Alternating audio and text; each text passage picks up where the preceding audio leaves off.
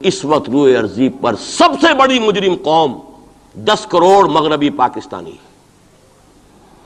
یہ میں ڈنکے کی چوٹ کہہ رہا ہوں اور بہت عرصے سے کہہ رہا ہوں، اس لیے کہ ہم وہ لوگ ہیں کہ جنہوں نے اسلام کے نام پر ملک بنایا. کوئی ملک دوسرا دنیا میں اس وقت اسلام کے نام پر نہیں بنا. ہم وہ لوگ ہیں پاکستان بنانے کے لیے لاکھوں جانیں مسلمانوں کی کلمہ گوؤں کی گئیں اور ہزاروں عصمتیں لوٹیں، اور نہ معلوم کتنی مسلمان لڑکیاں اور عورتیں جو ہے رہ گئیں پھر بھی ہمیشہ ہی سکھوں کے پاس، اور وہ آئی نہیں پاکستان اس اسلام کے نام پر. اور کیا کیا ہے ہم نے؟ 46 برس ہو گئے، اس کہاں اسلام ہوا.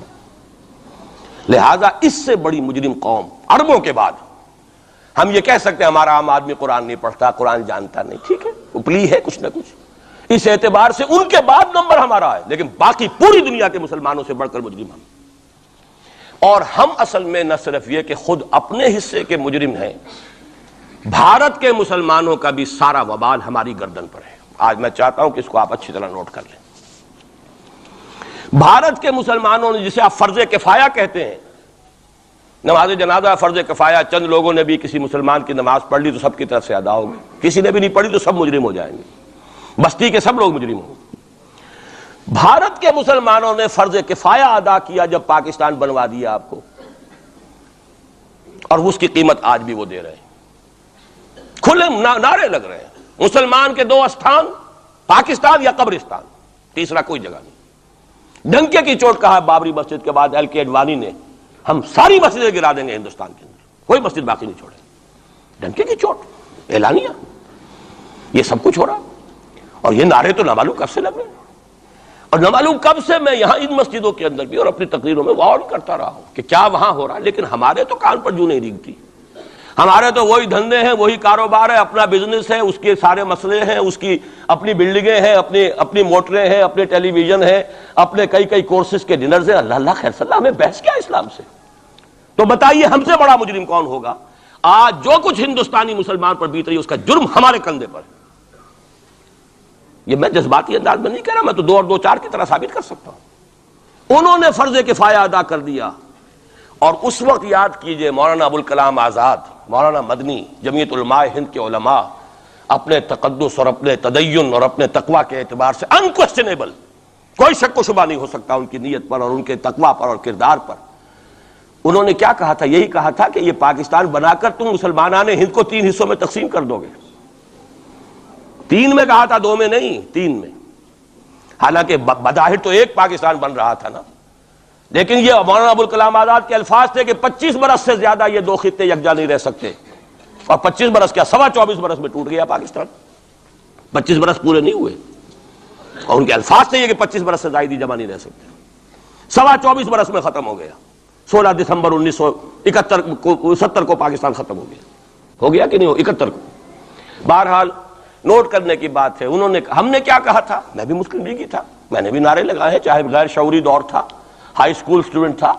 پاکستان کا مطلب کیا، لا الہ الا اللہ، فلک شگاف نعرے لگائے ہیں. اور نوائے وقت کا پرچہ انتظار کرتے تھے اسٹیشن پر کھڑے ہو کر، حصار ریلوے اسٹیشن کے اوپر، کہ اب گاڑی آئی اور اب نوائے وقت لیا اور پھیل گئے پورے شہر میں اس کو پہنچانے کے لیے. ہم کیا کہا کرتے تھے؟ جی نہیں، 2 طرف سے پاکستان جو ہے مضبوط پاکستان ہوگا. ہندوستان میں کسی ہندو کو جرت ہوگی مسلمان کے لیے کوئی میلی نگاہ سے دیکھنا بھی؟ وہ سارے خواب کہاں گئے؟ وہ تو حرم ہوئے. وہ 2 طرف کا جفا تھا وہ تو ختم ہوا، اس لیے کہ وہ زنبور تو اب رہا ہی نہیں، وہ تو کھل گئی، نوٹ ہی ختم ہوئی وہ مشرقی پاکستان. اور حال یہ ہے کہ آپ کی وزیر اعظم بنگلہ دیش نے یہ بھی پسند نہیں کیا کہ بابری مسجد پر جو بیان تھا وہ نواز شریف صاحب کے ساتھ مشترک بیان دے دیں. یہ اشتراک بھی دنیا کے سامنے نہ آ جائے کہ مشرقی پاکستان سابقہ اور اس وقت بنگلہ دیش کی وزیر اعظم اور مغربی پاکستان جو اب وٹ ریمینز آف پاکستان کے تحت صرف پاکستان ہے، اس کے وزرائے اعظم نے مشترکہ بیان دے دیا. یہ بھی نہیں آنا چاہیے. یہ حال ہے ہمارا. حالانکہ بات اپنی جگہ پر کوئی ایسی نہیں تھی، کوئی سیاسی نہیں، ایک مذہبی معاملے کے اوپر اظہار رائے کرنا تھا. انہوں نے کہا نہیں، آپ کے ساتھ مشترک بیان میں نہیں دوں گی. نہیں دیا اس نے. تو وہ جو تھا 2 طرف سے جفا، وہ تو سن 71 میں کھل گیا.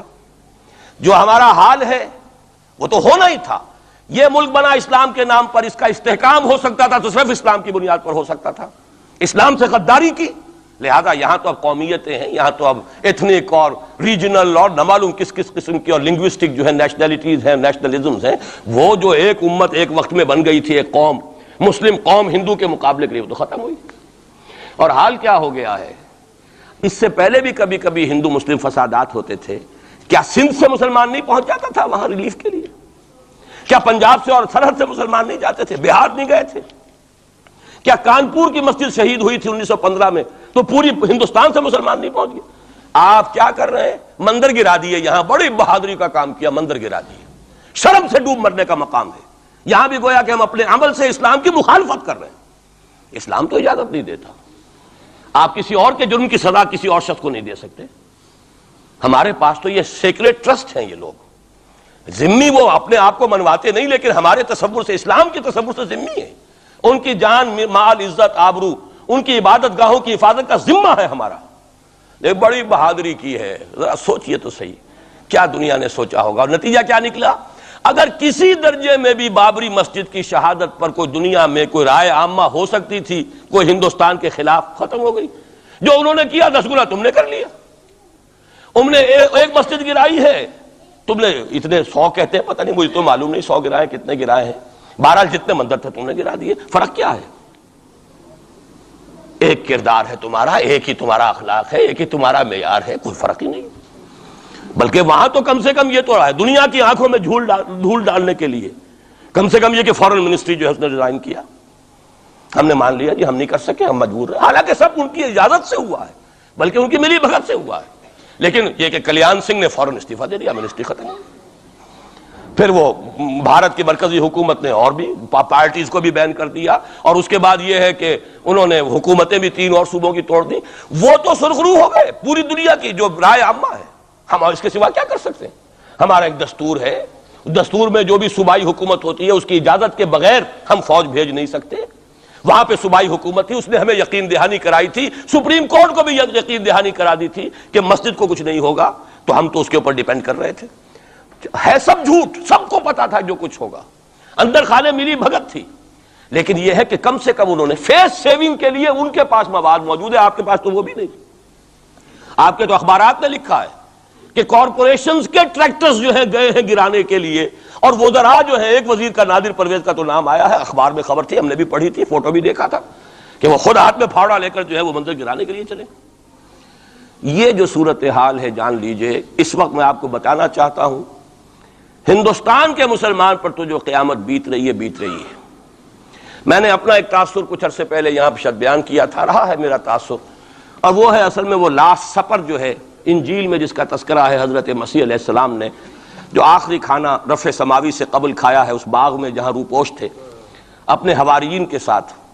تو اس میں یہ الفاظ آئے ہیں، میں نہیں جانتا صحیح ہیں غلط ہیں، وہ ایک علیحدہ بات ہے، کہ آپ نے وہ روٹی توڑی اور کہا کھاؤ، eat and this is my flesh, یہ میرا گوشت ہے، کھاؤ۔ اور اس کو کہتے ہیں وائن، کوئی مشروب ہوگا جو بھی ہوگا، ڈالا کہ پیو، drink and this is my blood.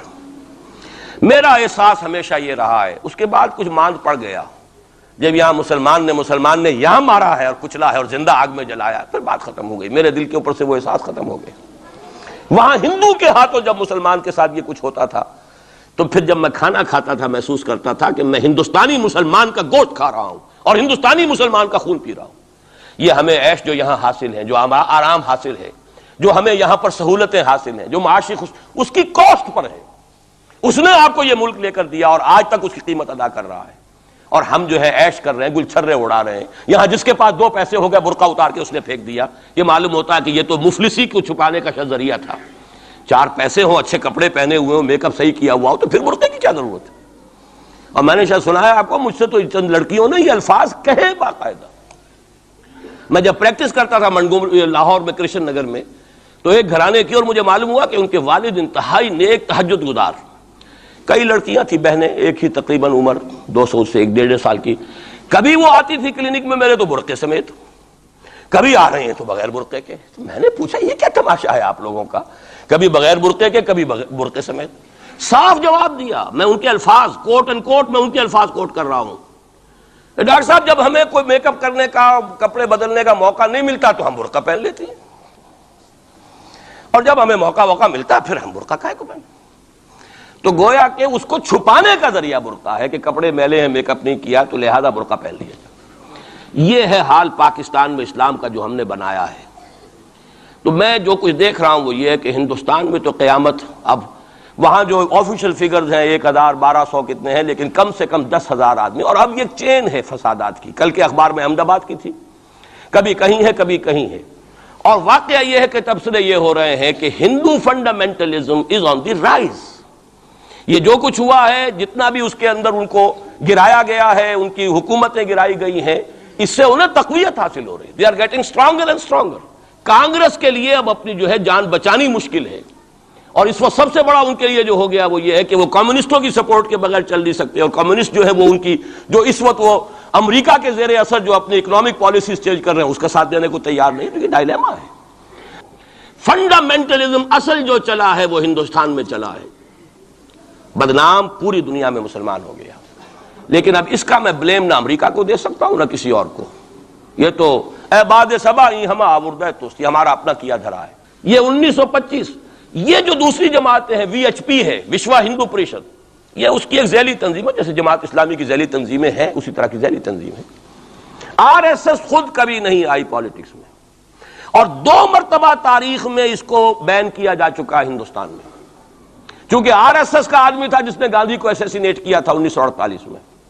The party was band. اس کے بعد جب اندرا گاندھی کا دور آیا ہے وہ ایمرجنسی کا، اس میں بھی پارٹیز اس نے بین کی تھی، آر ایس ایس بھی بین ہوئی ہے، لیکن ہر مرتبہ پہلے سے زیادہ ابھر کر آئی ہے وہ۔ اور آج یہ سب کے سب وی ایچ پی والے، بی جے پی والے، یہ سب در حقیقت آر ایس ایس کے آدمی، کہ اس وقت ہندوستان میں مسلمانوں کی حالت بہت مخدوش ہے۔ کتنا بڑا انہوں نے قدم اٹھایا ہے، اور مسلمان کیا کر سکتا تھا؟